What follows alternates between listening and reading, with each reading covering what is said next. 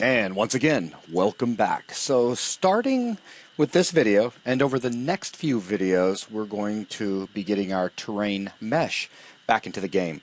So this video here is going to be a bit of an intro to what it is that Lee is going to be doing. Lee? Right. Well, just throw it on my shoulders. Great. Wonderful. Well, I don't know what you're doing. What are you doing? Stuff and things. Not hanging up Skype.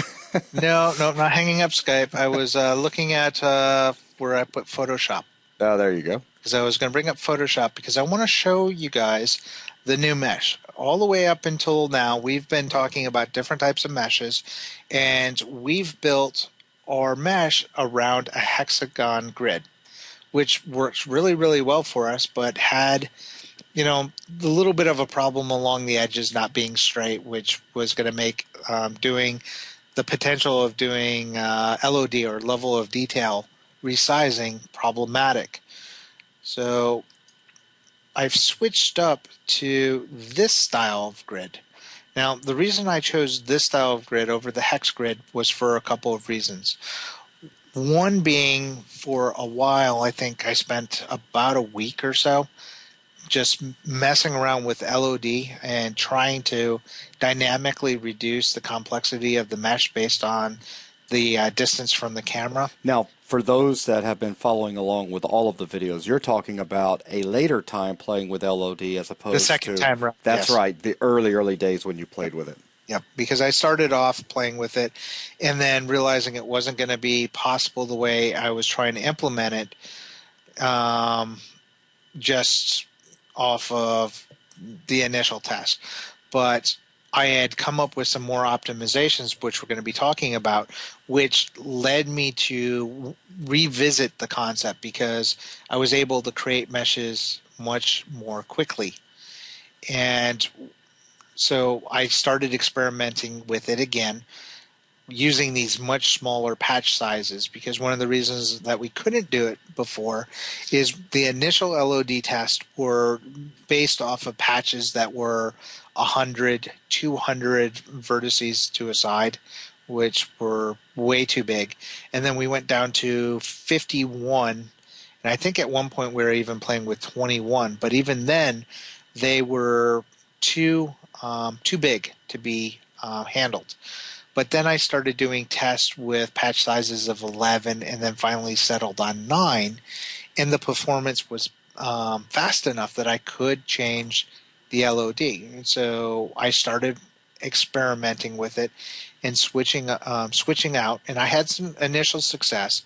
But the problem became one of memory because I was constantly recreating the meshes and clearing lists and arrays, and the garbage collector just hated my guts for doing it.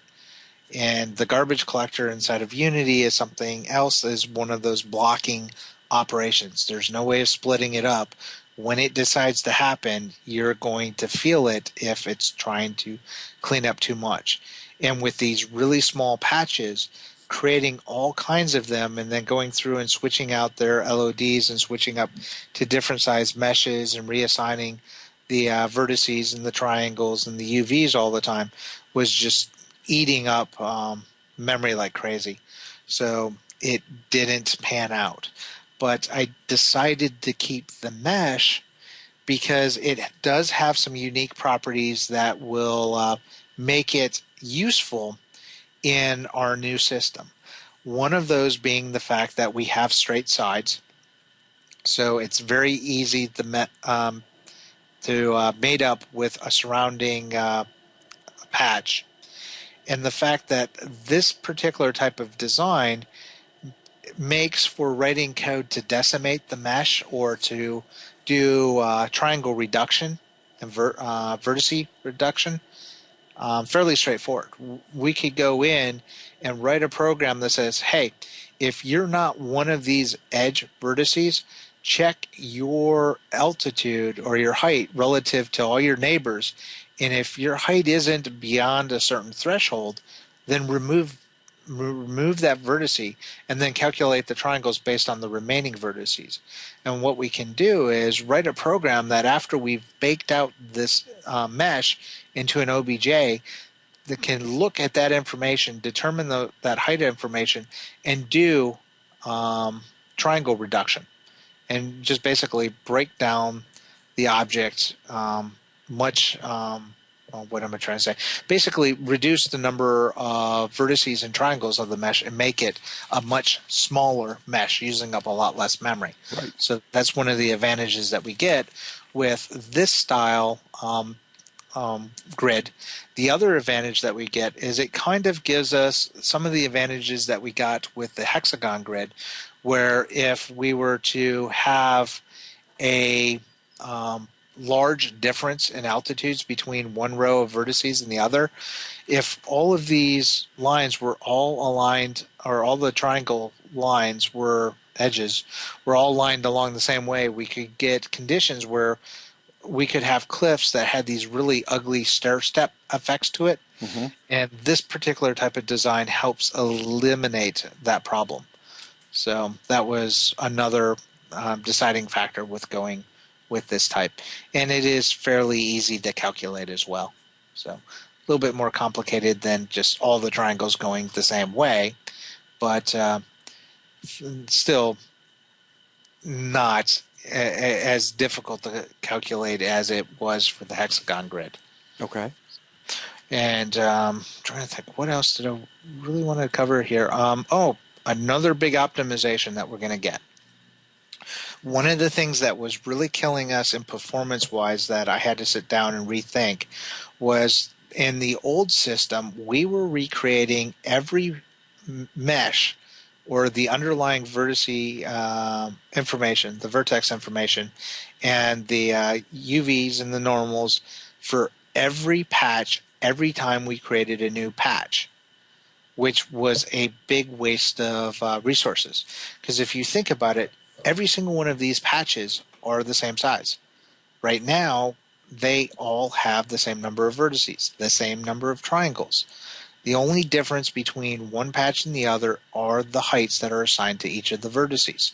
So there's no need to create this mesh for every single patch and then use up the memory for that and have multiple copies all the time. So what I've done instead is, with this new terrain mesh that we're going to be going into, is I create the mesh, this mesh, with a height of 0 a single time. And I create it in 3 static lists. So I have one list for the vertices, one list for the UVs, and one list for the triangles.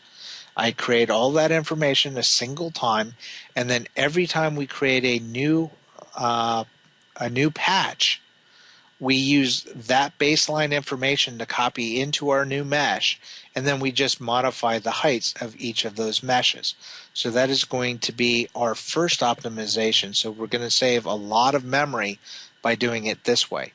There's another optimization that we're going to be using in a little while that is going to take these terrain patches, these meshes, and we're going to reuse them. I'm going to show you how to create a new class called an object pool. And what we're going to do is we're going to look at this object pool and ask it, when we need a new mesh or a new terrain patch, go, hey, do you happen to have one checked in? If the pool has one checked in, we're going to pull it out, check it out. We're going to reuse that information, the same memory information that we use for a patch, that's no longer needed. So we're not going to create a brand new mesh. We're just going to use what's already in the system. And we'll just give it some new heights, some new UV, or some new heights, new normals, and new tangents, and reposition it. Update its collider, and we're done. When that patch is no longer needed and it goes to be removed, we check it into the pool and we hide it. And then we just reuse the same information. So we're just going to start recycling the information as opposed to what we were doing before, which is creating a brand new patch. When we didn't need it, we destroyed it, and we relied on the garbage collector to clean up the mess that we left. So while we did optimize the system so it didn't have any memory leaks, we still hit that performance every time the garbage collector fired off to do its job. By doing this, we're reusing the same objects over and over again. So that's going to be less work for the garbage collector, which means we're not going to get a spike, every, 30 seconds or so Hmm. as the garbage collector tries to throw away all the stuff we just left laying around. Right. So Is that everything you can think of for? I think so. I think I've rambled on for long enough. I think they really want to start seeing some code because right now our project doesn't do anything All right. other than display elapsed time in the frame rate. All right. Well, then I guess we'll go ahead and wrap up this introduction to the new terrain mesh, and in the next video we'll kick off some code. So thanks a lot, everyone.